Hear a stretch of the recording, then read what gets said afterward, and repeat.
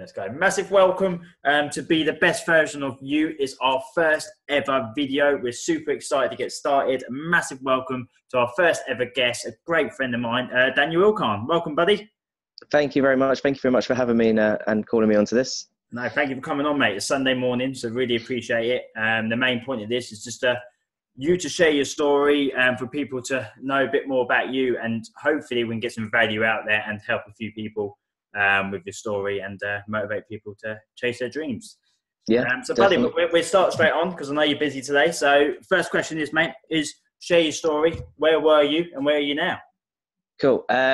So, kind of basic stuff. When we was all younger, we all went to school. School wasn't anything that I suppose anyone likes. Nowadays, they always think, I wish I could grow up. I wish I could do this. I wish I could drive, go to uni, move out. And I was very, very, very similar. I went to Penn Valley with a lot of the other friends that we have. And, I did my GCSEs. And through that time, I didn't really want to study. I didn't really see much point of it. I didn't see the value. And all I wanted to do was to grow up as quick as I possibly could. And when I got to the end of GCSEs, I had kind of a bit of bad news. My GCSE results were not the best whatsoever, and I wasn't allowed to do one thing. One thing when I was growing up that I really, really liked, and one thing that I really dedicated myself to was learning a lot more about history. And I got told by my GCSE history teacher that I wasn't allowed to go and perform into A-levels. And I think it was that point that I realised a massive change in myself. Firstly, because I wanted to be able to do something that I love. Even if I wasn't the greatest at it, everyone always has a hobby, a sport, something they love doing, even if they're going to be really good at it or if they're just going to be average. They really want to enjoy the time that they're doing. So I said I was going to be successful at it. And I said, no problem at all. What I'm going to do is I'm going to go out there. I'm going to prove you wrong. So instead, I did go into Penn Valley. I wanted to do my A-levels. I did photography, graphic design, public services, history. And I loved it. I think at that point, I realised that anything can happen. And I realised that I want to learn more. I want to educate myself. But furthermore, it's always down to you. So after A-levels, I went to university. I went to university at UEL, which is University of East London. And I did a combined degree, which was photography and graphic design. I think the main reason that a lot of people go to university, and one of the main reasons that I did, was the simple fact of I wanted to gain independence. Degrees nowadays, they are very good to have. And I would never say don't have one, but it's also about the experience as well. The experience that you're putting yourself in there, getting work experience with different types of people, different types of traveling, etc. But I think the whole point of going to London, it's kind of like our New York, the land of opportunity. So I really liked the fact I went to university. I learned a lot. And it wasn't just about the subjects. I think the subjects was a byproduct.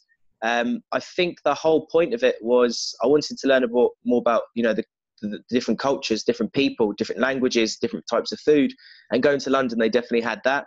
So in my first year, I lived in halls. Loved it. I loved the community. I lived with 5 other people. They were from all around the world. Some were from London, some were from sort of like Nigeria, some were people from up north in Nottingham. And I absolutely loved it. I think it was an incredible time to learn about different types of people. But going for a whole university, I didn't feel like I was bringing enough to myself. I always went home the next day and said, I could have worked harder. And I think at university, I realized that there's a lot more down to yourself than there is to people give to you. So what I mean by that is chasing, education. You should be educating yourself at all points. It shouldn't be, you should be waiting for a lecturer to be able to tell you stuff. It shouldn't be just you going into class, sitting there being told what to do. You should want to be able to push yourself. And I think I realized that in second year.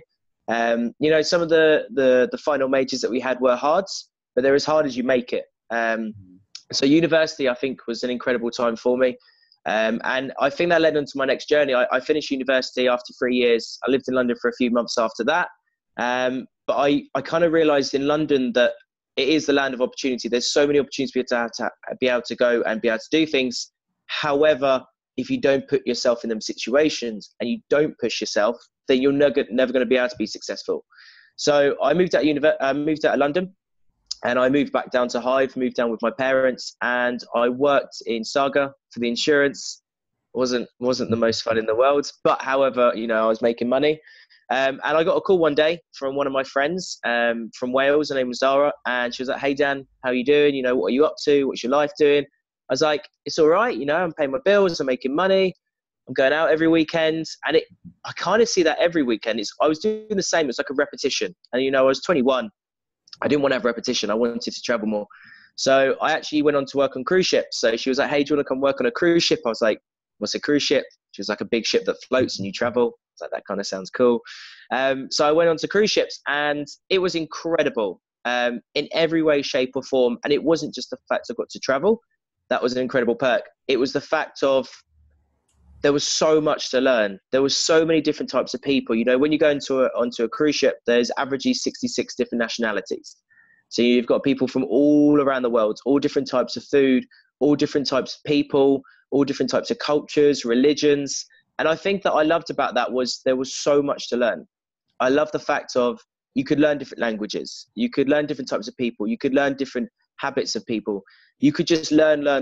And, you know, going around, you know, at the end of it, I've been to 71 different countries. I've been to 6 different continents. You know, the only one I haven't been to is my favorite. South Africa. Why? South Africa was definitely my favorite. A couple of reasons. It's hot, so it's a lot nice. So that was nice. And you know what? I think when you go to a lot of African countries, I went to like Zimbabwe, South Africa. There's not much in any way, shape, or form. You know, there's a lot of crime, there's a lot of poverty, but I've never seen so many people so happy. You know, I saw the fact of how humble they were. You know, I went to Zimbabwe and they actually have a 98% unemployment rate. They changed, yeah, it's crazy. They changed the from the Zimbabwe dollar to the American dollar, and they didn't actually increase the wages. So everything that they used to buy before, you know, has gone massively high in prices. However, their wages hadn't. So there's so many people that are struggling out there. But I've never seen so many people happy. You know, the fact that they came together like a community, and it was very similar to South Africa. South Africa was, I think, is naturally beautiful. I went to Kruger National Park for about a week, and we stayed there, and it was beautiful, absolutely beautiful. You know, the whole fact of it was just, it's as big as Wales, so it was quite large. And I think the whole point of South Africa was it was humble.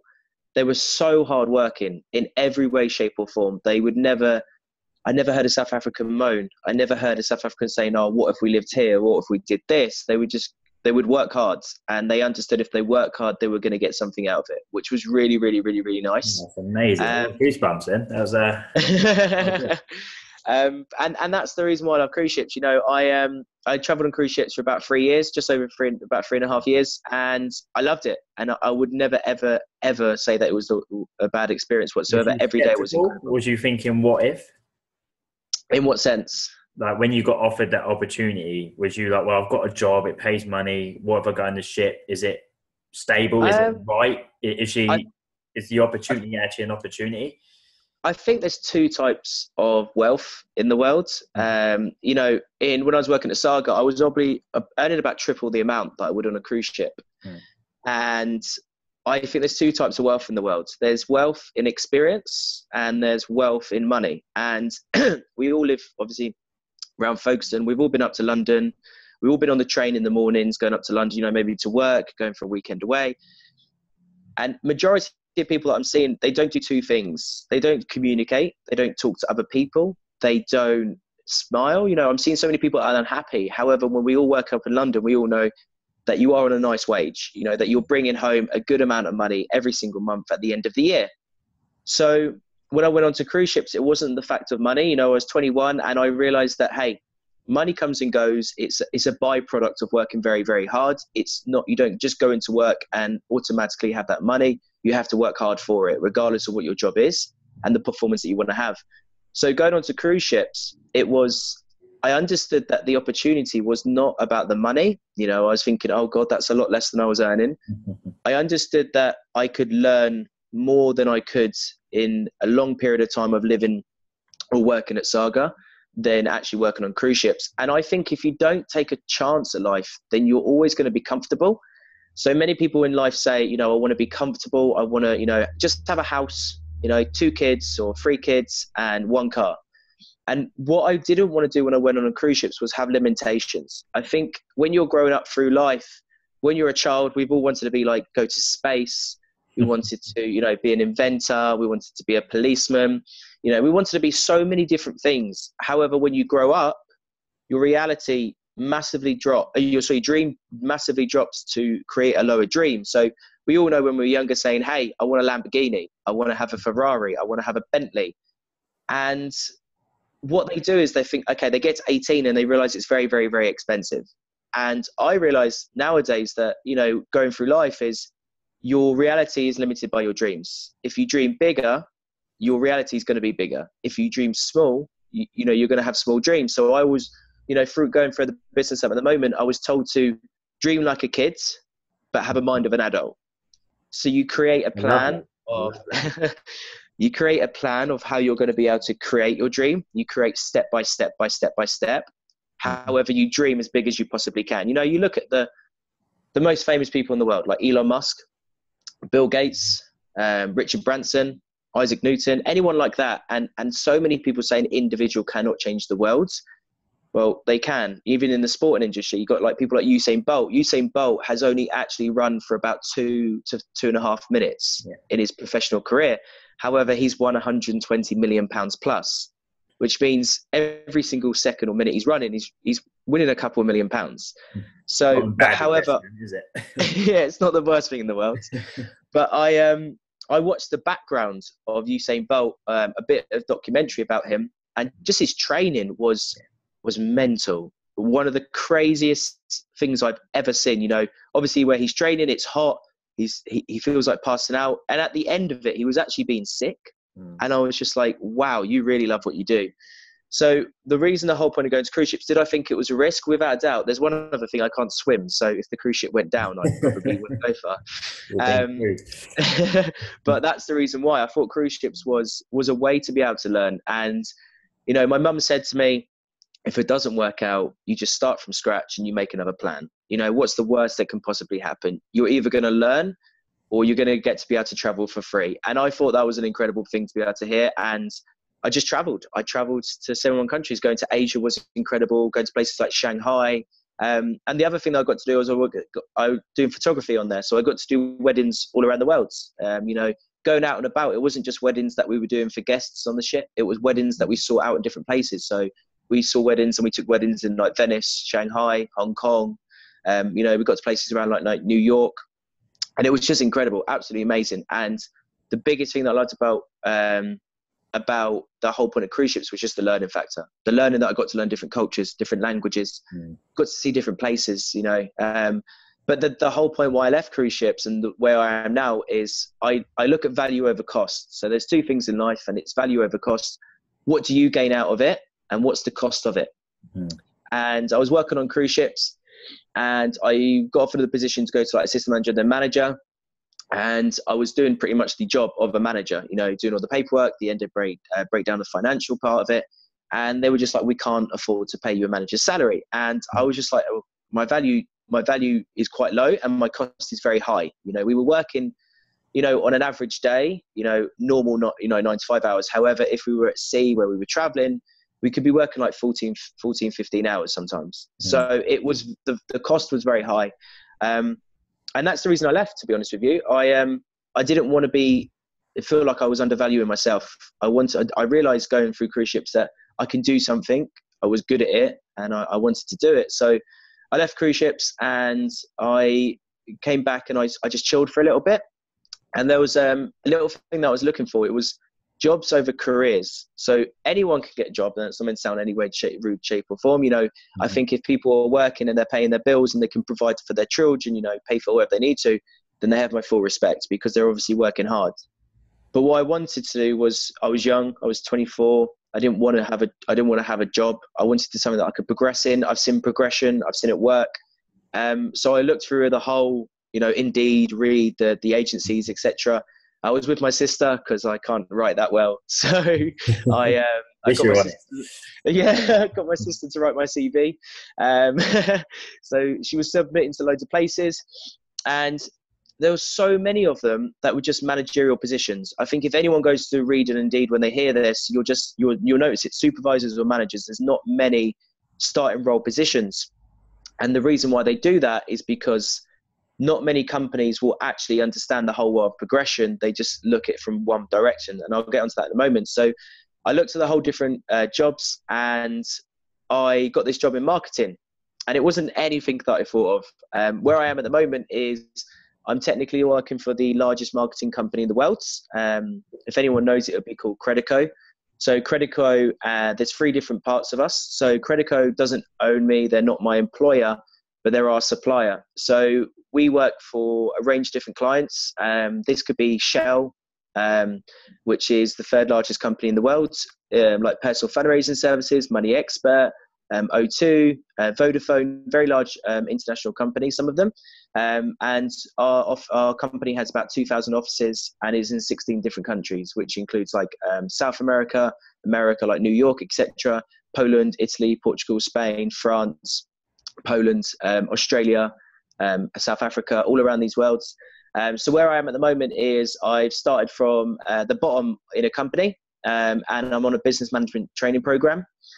So it takes about 10 to 12 months, or 16 months, sorry, to be able to get to a business owner position. That's not a managerial position, that's a business owner position. However, what I did realize is that I have to start from the bottom. Now, to understand the fundamentals of any business, regardless if it's Tesco's or if it's McDonald's or if it's our business, you have to understand the fundamentals and the structure of it. So where I'm at the moment is I'm learning through each progressional role, where I first start at the bottom, understanding the sales, going to a team leadership role, crew manager, and then I'm pushing for assistant owner. And in the next, by May, I should be opening up my own office for marketing in Nottingham, or I'm moving down to Bournemouth. Thank you very much. What I realized going through this program was it's very hard to get to any business owner position in the UK. Is about 5 to 7 years, if not longer, if you want to own the business, not to come to a managerial position. But I realized, hey, if it's a thing called delayed gratification, and that's my sort of first main point is delayed gratification is the whole point is sacrifice is used very wrongly, in my opinion, where they're like, I have to sacrifice everything to be able to get this. I'm like, you don't have to sacrifice anything. It's just delayed. So you have to work hard for a short period of time, like you did with yourself. Yeah. You have to work very short for a hard period of time to be able to get the whole results at the end. And that's the whole point of it. If you work hard for a very short period of time, we're all young, you know, even if you're older, you know, even if you're 30s, 40s, you still have got 40 odd years to live. You know, the average age for a person in the UK is 77 to 82, depending if you're male or female. So you've still got lots of time to be able to change your life. So I just realized, hey, if I want to learn everything, I have to start from the bottom. And that's what I love. You know, I'm pushing for assistant ownership in the next few months. You know, I've got my own team. I'm living up in Maidstone. I moved to Maidstone for this opportunity. You know, a lot of people are like, that's risky. It was like £3,000 to move in. And I was just like, hey, if you don't take a risk in life, you'll never know. And I think the biggest thing that I didn't want was, you know, I speak to a lot of people and I always hear them say, I regret, or I wish, or what if I, or anything along them words. And that's what I didn't want from my life. I didn't want to have a what if. I wanted to, hey, I moved to Maidstone. I had this great opportunity. If it didn't work out, which I know it's going to, because I'll do everything I can, but it didn't work out. It's as simple as that.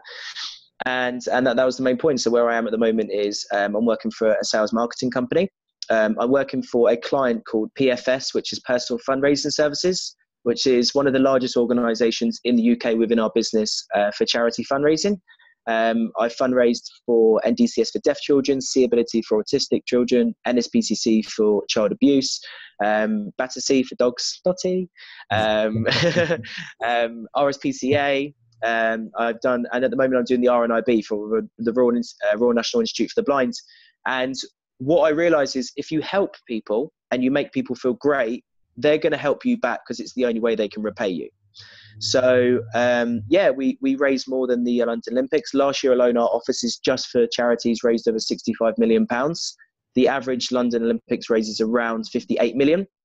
Sorry, London Marathon raises 58 million. We raised 60 plus. So being part of that was, you know, not the fact of it's just, it's a great organisation to work for. It's also the feel-good factor of what you're doing. And a lot of people don't actually know what I do. So this is probably the first time they're going to ever hear it. So when you first start at the beginning of our business, you have to be able to do door-to-door fundraising. And a lot of people are just like, oh, that's really annoying. And I think this goes on to my second point is educating yourself.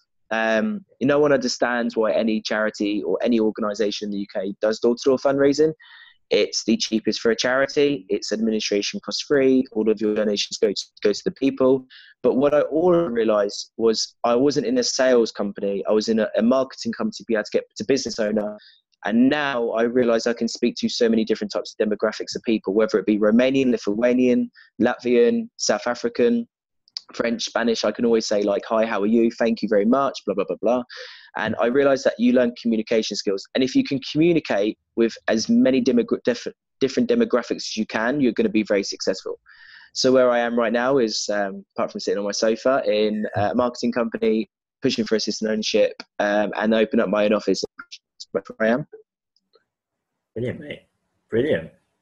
That's good. My next question is, when you went onto the ship and when you come off the ship on your final day, did you feel, or did other people compliment you on a different person you become?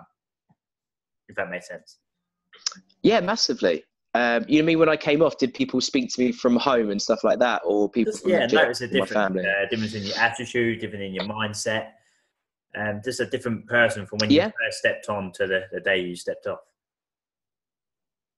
Yeah, without a doubt. So when I went on the cruise ship, you're averagely away for 11 months a year. So you normally go on for about 6 to 7 months. You come home for about 4 weeks, or 4 to 6 weeks, and then you go on for like another 7, 8, 9, 10 months. My longest contract was 10 months. My shortest was 4. So depending on the amount of time you go away at sea is depending on how long you have off. And yeah, massively. I think the whole point of it is independence. You know, every country they went to wasn't the most glamorous. You know, I was in Caribbean for a lot of months, you know, for the whole 2 contracts. And, you know, the Caribbean, not the glitz and glam, all of it. You know, a lot of it's poverty. A lot of it's quite dangerous. I think what the biggest people recognized me on was, one, they were just like, wow, you did it. And I was like, yeah, of course I did it. I mean, you kind of got to do stuff in your life if you want to improve. So when I did it, they were like, wow, I wish it was you. I wish I could have done that. And I was just like, you could have. I'm not anything special. I've got 2 arms, 2 legs, and a head. You know, we're built exactly the same. It's just our mindsets. Yeah. You know, and when you said about attitude, is actually life is something. You know, there's 3 things you can control in your life, and that's how I base my down life. And it took me a while to learn this. I'll freely admit that I didn't just learn it overnight and think, you know, I'm this really smart, you know, guy or anything like that. I still don't. But I just looked at logic over emotion. There's 3 things you can control in life. One, you said, is attitude. Secondly is what you say to people and how you say it. And thirdly is how fast you move in life. You know, you look at anyone that's really famous, Elon Musk, like I said, Richard Branson, they still have 24 hours in their day. They just have a better attitude. They don't magically have a time machine where they're like, hey, I can go back time. And people did say I have a better attitude. And attitude is the most controllable thing you can do. You know, if you can't control what someone else says, so why would you let it affect you? You can't control, you know, what other people are going to do, so you can't let it affect you. And, you know, the only thing you can control is how fast you're going to move. And I think attitude was a big thing that changed me, and it's still changed. You know, attitude is like a muscle. You know, you obviously, for example, as linking to yourself, you're going to the gym. You don't just become in a fit body position overnight. I mean, I can imagine your legs have hurt, your arms have hurt, your chest has hurt, every part of your body is hurt. But its attitude is like a muscle. You go through the really bad times to be able to get the great success. You know, we've all seen your pictures on Instagram, you know, the people that you've helped out, the people, the things you've done yourself. And that doesn't happen overnight. You know, it happens over a period of time where people have worked very hard. And it's exactly the same with attitude. Going back to it, it's a muscle. It's something that can constantly evolve. So, yeah, most people did say you've changed. Excuse me. So most people said have changed, but mostly because they just saw that I saw a bigger picture. Most people saw that I could be something more. Most people realized that they could do something more. And I think they just realized that I wasn't anything special, which was really nice, because I don't want to be anything special. I want us to know to let people know that they can do anything they want. And if you don't reach for it, then you're never going to have it. So yeah, when I was coming off the ships, people said, wow, you know, like, how was it? You've changed so much. You know, my mum was like, oh, I'm so glad you're back. But they were just like, wow, you can actually do your washing. I mean, I don't, but my, you know, I still get my mum to help me. But I can do my washing. You know, you had to find your way around places. You know, some of the stuff you have to learn on a cruise ship nowadays was you have to go for a fire course to be able to learn the different fire hydrants, how to put out a fire. You have to learn how to drive a lifeboat on some cruise ships. And I was like, that's pretty cool. Pretty cool, yeah. So yeah, it changed me, not because of my profession. And I think this is one thing that I want to bring up before I forget. Everyone that's on this call you're not defined by your job. So many people get to the age of 30, 35, 40, and they're like, oh, I hate my life, but I'm an electrician, or I hate my life and I have to be a plumber, or I hate my life and I work at the sports center or something like that. And they define themselves by a job, which I think is the worst thing you can do. So when people look at me, they go, you do door to door and you work in a marketing company. I'm like, no, that's my occupation. That's what I do for a job. And I'm Dan and I love chilling out with my mates, or I love doing photography or anything like that. Does that make sense? Yeah. Cool. Definitely. So never ever define yourself by a job. So if you want to change. You know, skill. The one thing that I think I learned, especially on cruise ships, was when you're going through, you know, learning new stuff, is regardless if you fail or you succeed, people can never take away what you've learned. Yeah. People can never take away from your new skills. They can never take away what you've done. You've seen, you've helped people out. Whatever you've done, they can never take that away from you. And I think I realized that it was incredible that I could, you know, take that away from it and not be defined by what I do, is defined by who I am. You know, I bet no one, you know, on these calls, you know, Richard Branson, for example, the owner of Virgin, done this, and this, but do you know what he actually likes doing? You know, what hobbies he has, you know, what he likes doing with his family, what's his favorite food. You know, you look at people like Elon Musk. Yeah, he's an inventor. He's incredible at it. But do people know what he likes doing in his free time? You know, he probably doesn't ever define himself by, you know, I'm an inventor, or I've done this, or I've done that. He defines himself by what he likes doing. Things like that. You know, if you look at people very, very rich, they don't define themselves by clothing. You know, for example, let's go the most common person that we know probably. Simon Cowell, for example, on the X Factor, Britain's Got Talent and all that. He just wears a vest. But his net profit is a lot. Millions and millions and millions and millions and hundreds of millions of pounds. It's just, you know, he doesn't define himself by an outside thing. He defines himself by his attitude, what he says, and how fast he's gone in his career. So yeah, people definitely thought it was different. But, you know, there's always room for improvement, I suppose. Oh, mate, absolutely love that. Again, I've got goosebumps about 100 times in that. That was incredible.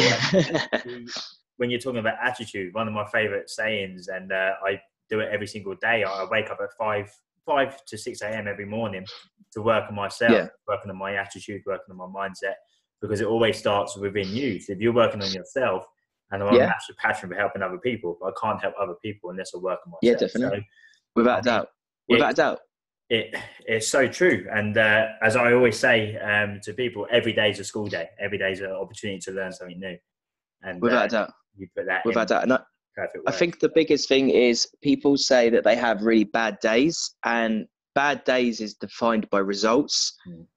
You can't create a result without a product. So, for example, whatever you do during the day is your actions, and your actions create a byproduct. So if you've had a really bad day, without trying to sound really harsh, it's your fault.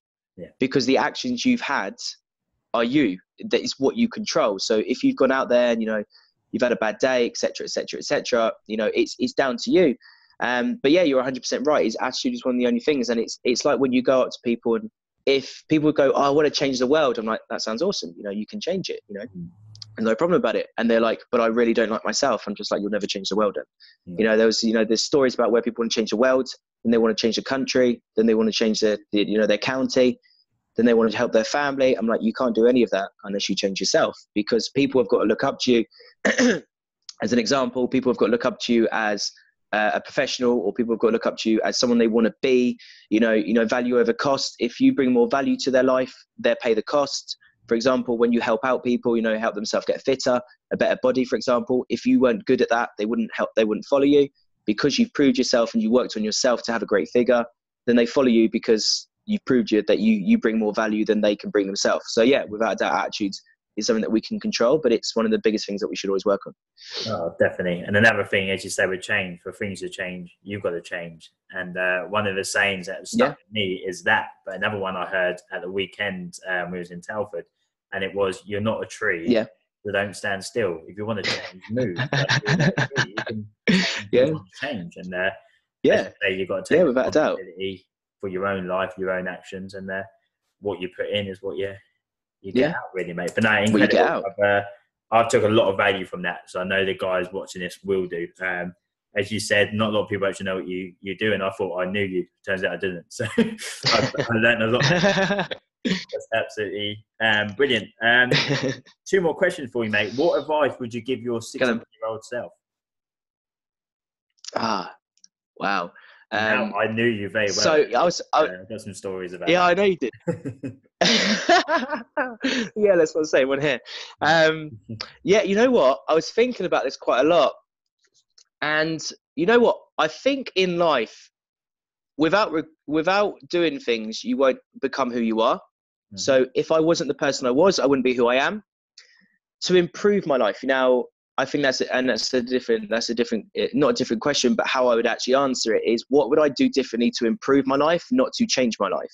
Mm-hmm. So if I changed what I did when I was 16, regardless if it was silly or not, I wouldn't have become who I am. I wouldn't have the mindset I am, and I believe everything happens in life for a reason. That's not meant to sound some like really corny stuff, but I mean the actions I had back then to learn from it and grow. So without doubt, the biggest thing that I'd advise myself at 16 is a thing that we have in our business is work 100%.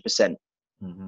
And what I mean by that is we all heard it. Everyone on this call, when they see it, or even ourselves, is people go that I work really hard. And I think there's different levels of it. So I work 6 days a week. I work Monday to Saturday. Today's my only day off, and I hate not working because it's the only day I can't make money. But but I like the fact of that I can work depending on how hard I want to work. Now, I'm actually classed as self-employed, so how hard I work is down to me. Same with yourself. How hard you work is dependent on your results. I don't actually get paid a salary or an hourly rate. I actually only get paid commission. So depending on how hard I work is depending on how much money I make. So I think work ethic is the only thing I would have changed, and to dream bigger. So when I was going through 16, it wasn't the best school in the world, but I think what we did wrong was I blamed someone. Yeah. I blamed the school. I blamed the teachers. I blamed people that were around me. And I never blamed myself. I thought I was the only one who was right. And I was the most wrong person ever. So, going through school when I was 16 or GCSE, A-levels, I would have told myself 2 things. I would have told myself to work harder. And I think when everyone goes to work or they open their own business, is work 100%. Do you know anyone that could have worked harder than you that day? And if so, learn from them and do it. If not, you're always going to be second best. Secondly, if you're not working 100%, start a part-time job. So when people go, I work 5 days a week, but I only give 50%, just work 2.5 days, because then you'll have so much more time off and you'll be working the same. Make sense? If you're going to go in 5 days a week, 6 days a week, 7 days a week, so I'm sure some people do, if they have 2 jobs, give it 100%, because then you can go home with your head held high. You can tell your kids that mummy and daddy, or mummy or daddy, works really hard, or mum and dad, depending on the age of the kids, works really hard, and I did it for my children or anything like that. So working 100%, when I went through school, I wouldn't have just waited for my teacher to tell me what to do. My favorite ever teacher was Mr. Waghorn. He was my history teacher, absolutely really, really cool guy. But what I did is I waited for him to help me. I didn't push myself to help myself. And that's probably why I wasn't in life where I wanted to be. Regardless what subject you're doing, without trying to sound very rude, when they're a teacher, there's always someone better than them. There's always someone better than that person above. Until you get to that top person, I'm sure like in your industry, there's some incredible people that you met, but there's always someone better, so there's always someone to learn from. And that's what I'm trying to get across. So always learn continuously from someone else. Learn from someone that is better than you. And I think what a lot of people do is they've got to get rid of their ego. And I think that's one of the biggest, hardest things that I ever did. So for example, let's take Ronaldo, for example, or any footballer player, but I don't know football. So you know this. I don't know any football players. But let's look at Ronaldo. Ronaldo did not wake up when he was born as a skilled football player. No. The thing that he had better was his habits. Ronaldo is skilled now and very skilled, as long with any other football players that are in high-end teams. not because they are any better, it's because their habits are better. So they work harder, they work 7 days a week. They probably train for like, I don't know, like 10 hours, I suppose. They probably train for 10 hours, 7 days a week. They probably don't drink. They probably eat the right foods, you know, especially Ronaldo doing Herbalife. That's why I brought it up, you know. Hey. So that's the only thing that made me remind me of it. You know, he trains really hard. He just has better habits. When people go, "You're so lucky," I'm like, "Yeah, I am." And they're like, "How'd you do it?" I was just like, "Just work harder than you." I work, you know, I start work in the morning at 9. I don't get home till 11 o'clock at night. And people are just like, "Oh, you know, I'd never do your life." I'm like, "That's why you'll never have as much success as me." You know, you look at Ronaldo, people are like, "Oh, you know, he's such a great footballer player. He's so lucky. He's got the, you know, he's on like £1 million a week or whatever it is. You know, he's so lucky." I'm like, you know, they'd never do that. And they're like, "Yeah, that's probably why you'll never earn £1 million a week." You know, and it's because it's cause and effect. You know, his cause is he works stupidly hard and he has done incredible well at it. His effect of he just makes more than you. He's still the same person. He still has 2 legs, 2 arms, and a head. You know, we're all born the same. And even if we're not born the same, you know, if we have, as people class it as disability, which I hate because I help so many charities with disabilities. But in sense of, you know, you look at Stephen Hawkins, smartest man ever. And he couldn't even walk. He couldn't move his arms. You know, all he could do was read out of a computer, which worked with his brain singles. So when people on this and, you know, saying that we're all born the same, it's not born the same physically. It's born the same with the same mentality. We're all born the same with a brain. It doesn't regardless if you're dyslexic, if you've got autism, if you've got ADHD, if you've got ASD, if you've got ADD, anything like that. If you've got what people call a disability, which I think is a very rude words, you learn differently. You know, you look at anyone like people that are deaf. You know, I was watching this video as Americans Talent because we were helping out a deaf society. The girl that was on there was singing and she felt the vibrations of her song through her feet. I actually watched that. That popped up on Facebook. It's I did watch that. It was incredible. Everyone learns differently, but everyone has the same potential. So what I would have told myself as number 1 when I was 16 was potential to have results. You have the potential to be anything. What actions are you putting in to get a result? Okay. So if you put a lot of actions in, you know, you get more results, which increases your self-belief, which means you're going to do more. If you put small actions in, you're going to get small results, which means you're going to have crappy self-belief and you're not going to believe in yourself. That was number 1. So I would always self-educate. That was one thing, you know, work 100%. Secondly was to dream bigger, you know, going through school, you know, it wasn't the best school in the world. It wasn't the highest rated, but everyone's born the same. So what I was trying to do is dream bigger. We have a brain, you know, dream as big as you possibly can. You know, don't let other people put you down. If you want something, and I think what people think of is they dream a bit, not silly, but they dream what other people think they should dream as. You know, what is your dreams? What do you want? What do you want to achieve in life? And it doesn't have to be anything crazy. You know, if it could be to, you know, for me was to travel. You know, so many people just like, "Oh, you'll never be able to do that." And I was just like, I did. So I can. So, you know, they were like, "You'll never travel all these countries." I was like, well, okay, but I'll go do it. But what I want them to do is I want you to dream bigger and actually set a plan. Set a plan on what you can do. And if it's financial, you know, how many people do we know on here that go, you know, I can't afford that, but they go on the weekend and spend £100 on the booze, or they go out on the weekend and, you know, they go buy loads of junk food or, you know, anything like that. You know, as a prime example, when I'm doing charities, I ask people for £10 a month, which is £2.50 a week. And they're like, "Oh, I can't do that." I'm like, well, you probably spend that on either cigarettes or, you know, a ready meal, or you spend that on a McDonald's. But they don't understand the value over the cost. So the cost is you have to stop not bad things, but things that you don't necessarily need to have a higher value. So for example, when people go, "I can't move out my house," I'm like, you can, you just have to work harder to achieve what you want. And the only person you can blame is yourself. So I would have definitely dreamed bigger. I would have dreamed of anything that I could have done. And I think that would have helped me when I was going through university. Was I would have dreamed bigger, wanted more. And now my dreams are mental. My 25 list of goals are on Facebook. You know, I want to be able to take my stepdad to Machu Picchu, flying over in a helicopter. Yes, I saw it. My end of year goal, this goal, is I was speaking to my granny at Christmas. I love my granny to pieces. She's been there for me for, you know, the most incredible lady. You know, we always all say it because they're our family. We love them, but, you know, she's done a lot for me. And I was like, "Hey, Granny, you're 85. What do you want out of life? Like, what do you want to do next Christmas? What would be your dream Christmas?" You know, she's 85.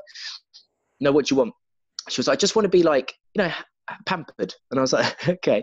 So I went up to her and I looked, hey, Kate, she talks about Eastwell Manor, which is a nice manor, but I was like, hey, I want to do better than that. Everyone's been there that I know, that's gone for spa weekends away. It's a really nice place. I've been there myself. I was like, hey, Granny, have you ever been to the Ritz? She was like, no. And I was just like, we're going to go to the Ritz.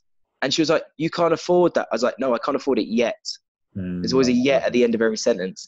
So I looked at the prices. It's £380 per head to be able to eat there. There's 5 of us going. So it's, I don't know, like £2,000, for example. And then she wants, instead of that, she didn't just want to go there for food. She wants to stay there for a couple of days. So she wants to stay there for Christmas Eve, Christmas Day, and Boxing Day. Wow. The cheapest room is 1,700 quid. So it's going to cost me about £11,000. And my granny was just like, you'll never be able to do it. My value is stupidly high right now. To help my granny, at the end, and it's going to sound really morbid, but 85 is a very good age to live to. I want to make sure that her last, X amount of years are very good, and that's not meant to make anyone upset. We've all lost family members. I've lost a few this year. It's not meant to make anyone upset, but you've got to appreciate time. And I went up to her and I was like, I'm going to afford it. And she was like, no, you're not. I was just like, my value just got even higher because you said that I'm not going to be able to do it. Yeah. So when you're sitting at that table, looking lovely, looking like a really cool G granny, my value's going to be so high. So no, I can't afford it yet. But what I can do is make a plan. I can stop stupid habits, stop eating out so much, and everything I save, I can put aside and stuff like that. My wages, say if I'm earning like 40, 50 grand, I can put a huge amount of that to the side, for example. So that was the whole point of it. It's to making sure that I can not just progress in my career because my value is very high, progress in myself and help someone else out. So that's what I would have done when I was 16. I would have told myself not to change anything, but to do more, self-educate, and not wait for anyone to tell me what I should and shouldn't do. But also I would have made sure that I'm making my goals a lot bigger, because if you aim for the stars, you'll reach the sun. If you aim for the sun, you reach the moon. If you aim for the moon, you're probably going to go in the clouds. And if you aim for the clouds, then you're probably just going to go down the next road. So aim as high as you can, and at least you know that you've tried. And all people can do is say they've tried. And if you don't try, you can't succeed. And I think the word people get scared of is the word fail.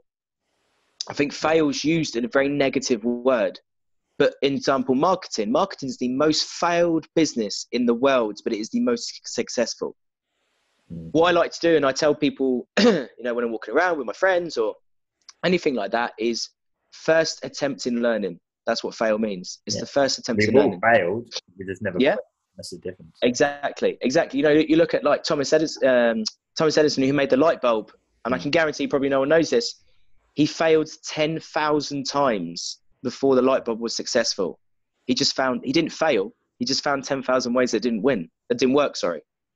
So imagine if he gave up on the 9,999th time. Light bulbs wouldn't have been made by him. And how long would it? My light bulb smashed the other week. I'm gonna have a word with him. I'll call him up. But yeah, that's what I would have told a 16-year-old, definitely without a doubt. I'm not a happy customer about light bulbs at the moment, but he might be hard to reach him, by the way. But no, it's so that's what I would have told someone. I literally every time you're speaking, and I had things that come out, but that just as soon as you went onto the granny story, it's just blew my mind. Goosebumps. I'm feeling emotional. That was incredible. Amazing. It's just incredible, mate. Great advice. I said I've got so much value from that. So I know the guys that are watching this will get a lot of value from that. So thank you for that. And my next question, mate, I'm pretty sure you just answered it, to be honest, is what would you give advice to others? What would be your advice? Pretty sure you've given. So what would be your, if you could put one line, what would be your biggest advice to other people? One line. Oh God. When you have to go for an interview and they go, describe yourself in one line or 3 words, it's really hard. Limitations are set by yourself. That's pretty much it. Limitations are set by what you do, the actions you take, and the results you get. I think when people in life realize that they're to blame, not for the bad things or the good things, but because they are accountable for their own actions. When people go, it wasn't my fault, it probably was. You should be always seeing what you're doing. And what we do at work is we have these 3 questions: is if someone could have done it better, go find them.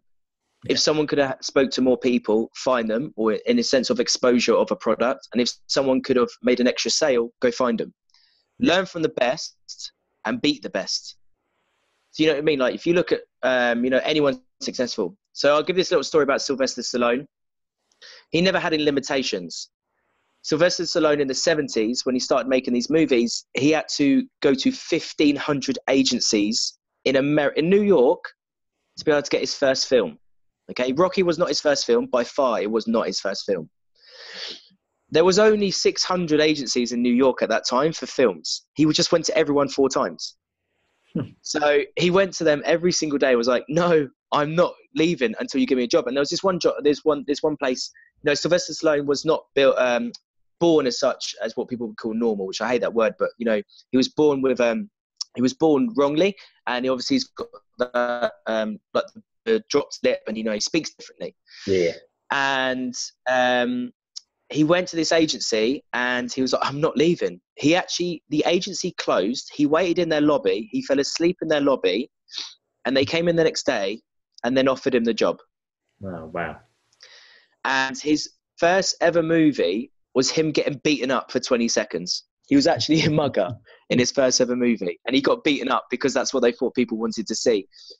So limitations are set by yourself. And I think Sylvester Stallone is a great person, not because he's done so well in Rocky or he's made millions of pounds. He never gave up. And, when I'm looking through his biography, we talk about quite a lot for him through work. Going for it, he actually wrote the script of Rocky in like 24, 30 hours or whatever it was. He sat down, he wrote it all himself. Now, it was not a finished piece. If you ever hear you go on YouTube, or if you ever go to the people that speak about him, it wasn't a finished piece. But he knew he had a dream, and that's what he wanted to do. Now, going to Rocky, he went to all the agencies, and he said that he wants to be Rocky, and everyone laughed at him.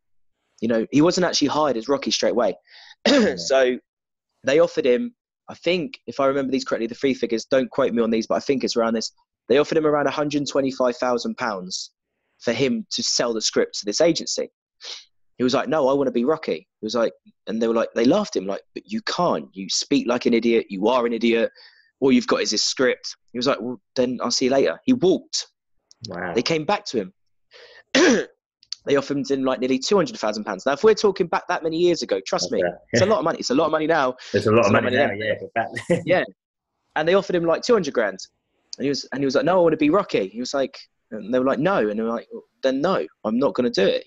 His value was so high. He knew if he said it so many times, someone was going to say yes. Yeah. So a no doesn't mean no. It means the next one. And that's what people should get into their brain. And the third time they went up to him, they were like, okay, cool. We'll offer you like £250,000, blah, blah, blah, blah, blah, blah, but we need you not to be Rocky. They were going to use someone else. He was like, no. So in the end, cut the long story short, is they actually offered him £30,000. He could be Rocky, but if it failed, he had to take 50% of the money that they lost. He had to pay. Oh, wow. Now, what he did is, if anyone knows the Rocky story or the Sylvester Stallone story, he had to sell his dog, his only thing that he ever had left. He sold his dog for like $25 on the outside a shop. He went back to that shop with the £30,000 and he found the guy that goes in there every day and he saw his dog. He paid £15,000, $15,000 for his dog. And the dog that's in Rocky is actually his dog. Oh, and the guy that's with the dog in Rocky is the person that he bought it from.